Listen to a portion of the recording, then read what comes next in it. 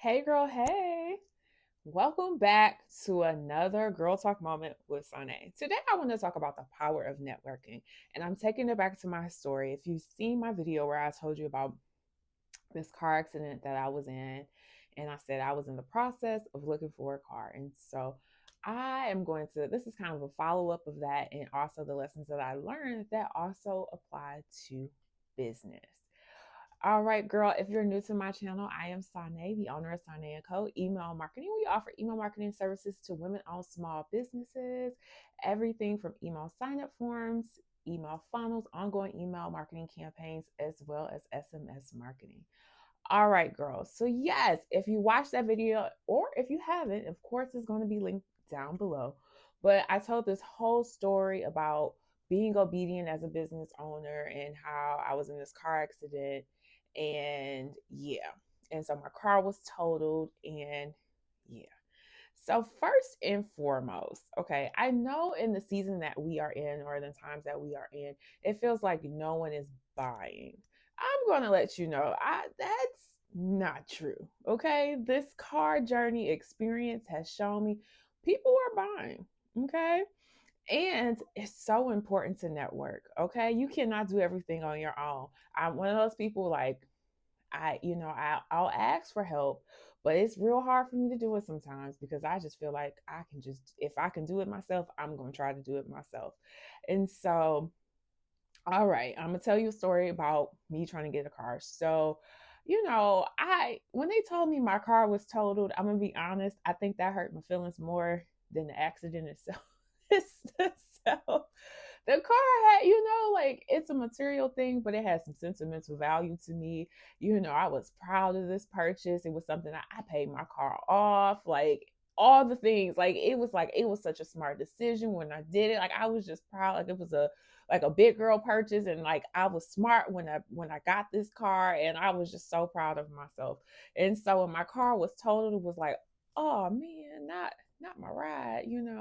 Um, and it's I called it the Sinai and Mobile because I advertised my business on the back of my car, and when I heard somebody I called a business one time, and she was like, you know what, I seen your name somewhere. She was like, do you have your business name on your car? I was behind you, like having those kind of moments, like oh my gosh, like girl, you see me. It's stuff like that. So it has some sentimental value to me. So when they told me my car was totaled, my feelings were a little were hurt for real. And so, but I was like, all right, this is where we are. I gotta find a new car. And so I ended up, I started my search online first, and I found this car that I thought was so cute. It was totally different than anything I would have expected for me to like. It was really the color of the car that just kind of got me. And I was like, I really like this. And I kind of got set focused. How many times do we get set focused on something? And it's like, it's so hard for us to pivot to something else. Listen, it's about, look, another gym already. Sometimes you got to pivot what you got your vision focused on. Sometimes it gets you going in the right direction, but it's not necessarily the set go. Okay. So, but I saw this car and I was like, oh, I love it. Oh my gosh, I love this car. And I said, you know what? I'm about to do a walk by faith moment. I knew what the price was online. I didn't actually have that amount of money yet. But I said, you know what? I'm going to go and see this car. This car was actually I'm from Detroit, and so it was out in Ann Arbor.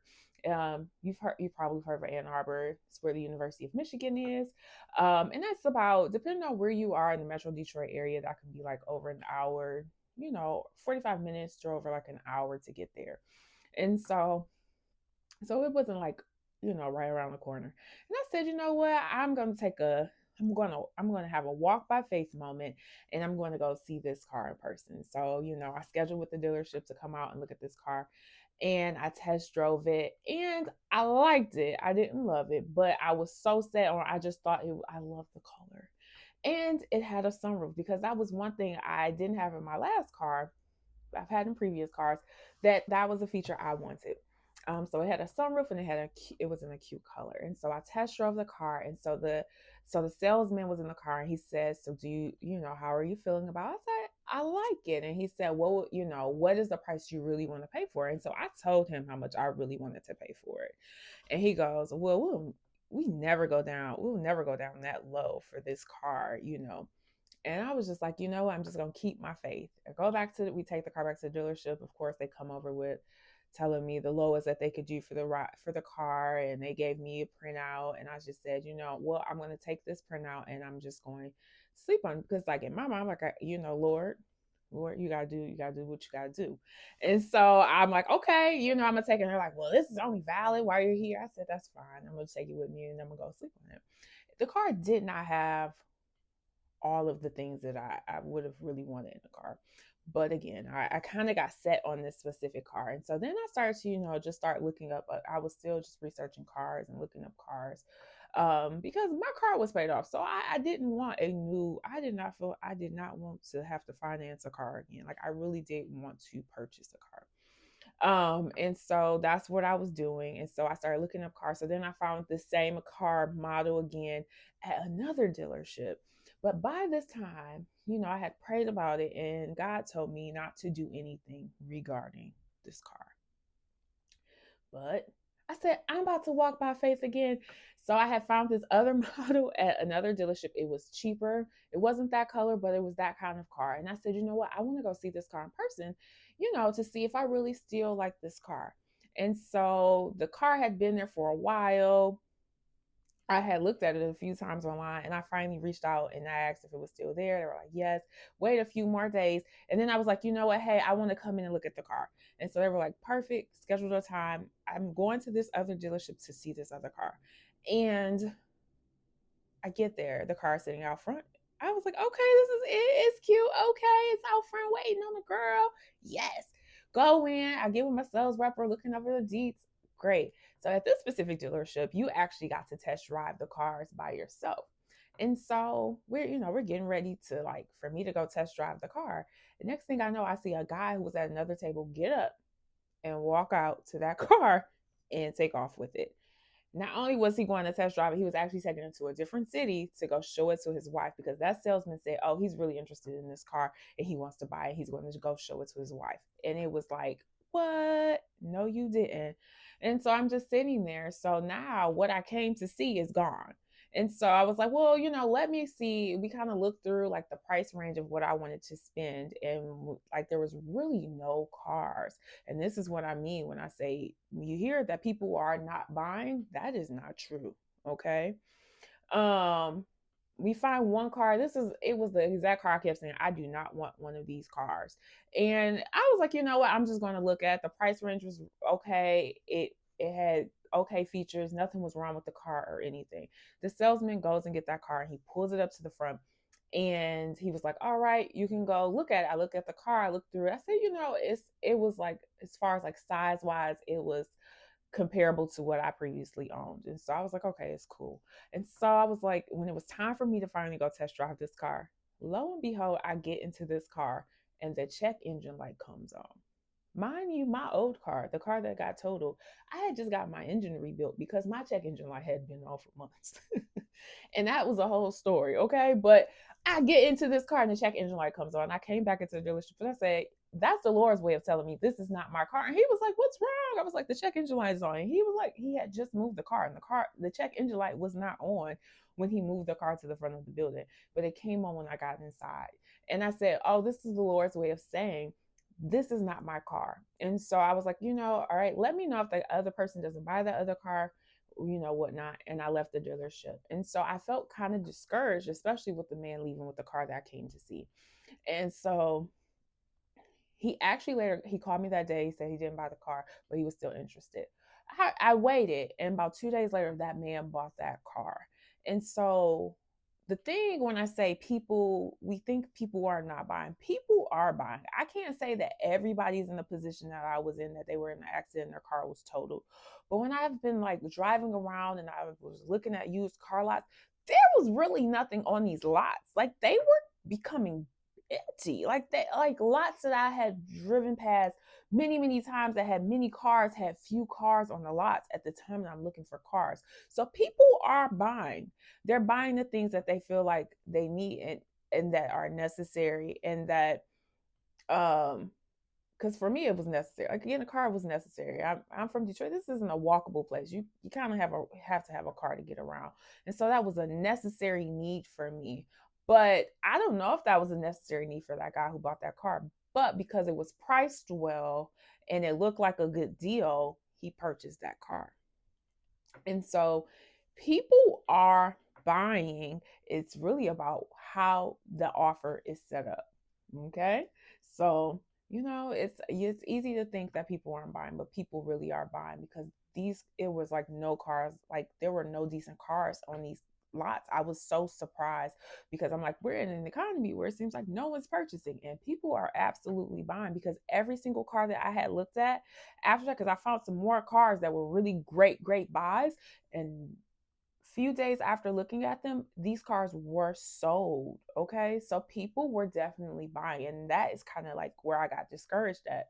And so I went back to that first original car that I really wanted. And I had got paranoid because I kept seeing the cars that I were looking at were selling.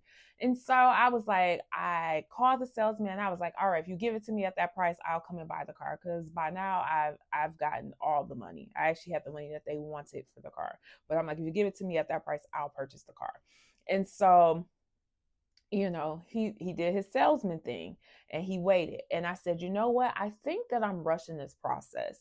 And I was like, you know what? If he comes back with something different, I know this isn't for me because I think that I'm starting to get paranoid, or not paranoid. I'm starting to get worried because I was seeing every single car that I looked at was selling. And so I was like, I'm starting to rush this process. And so I said, if he comes back with something, I know it's not meant to be. And of course, he didn't call me back. He texted me the next day and he did his whole salesman thing. And I told him, hey, no, I'm no longer interested. I'm not about to worry about this because this is not something I'm supposed to worry about. And I started to worry about it.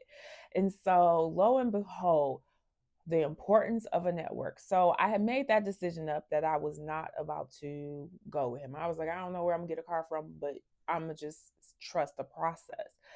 Um, my mom, she was like, I'm gonna call you back because I was like, the salesman, I was like, he coming back with some stuff. Girl, I'm not going to this car. She was like, I'm gonna call you back. I was like, okay. And she calls me back and she goes, I reached out to your uncle.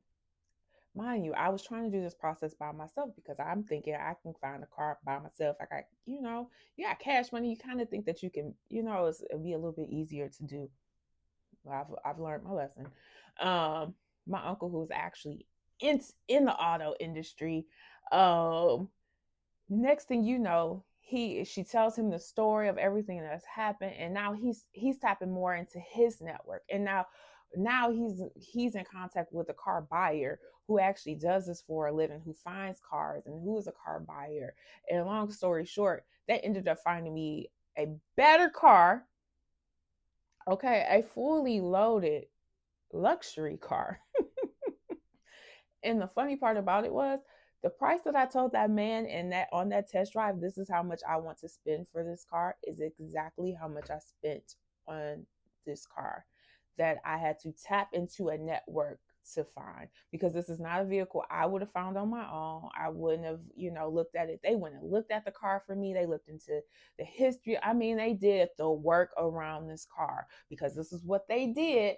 This is what they do in real life. They were able to pinpoint a great car for me, and I did not spend one penny more for this car. I didn't even have to pay for a cashier check at the bank. The lady said, you have a fee, but I'm not even going to charge you for it. I did not have to spend a penny more for this car. That offer, it has way more features in that car that I really liked. And see, the other car just had a little sunroof. This got a panoramic sunroof. Okay, like it's a fully loaded luxury vehicle, and I didn't have to spend a penny more because I tapped into my network. Okay, networking is important. I think so many times we think that we can do things by ourselves, but you may be surprised when you tap into your network what you really can get. Because baby, when I tell you, I have been so surprised by this car, and I was like, wow, this was nothing but a blessing from God. He definitely gave me double for what I lost. This car is double for what I lost on my old car. It's newer than my old car, and it has way more features than my old car has. It has things in there I didn't even know that they put in cars these days. So again, the power of your network. Never be afraid to tap into your network, because you never know who will be able to help you in the areas that you need help with in your business, who can be a resource to you.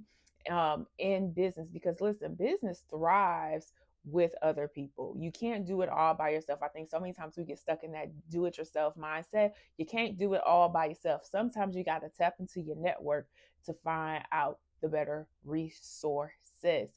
Okay, listen, that was the whole point of this story. I hope that you stay to the end and you got it.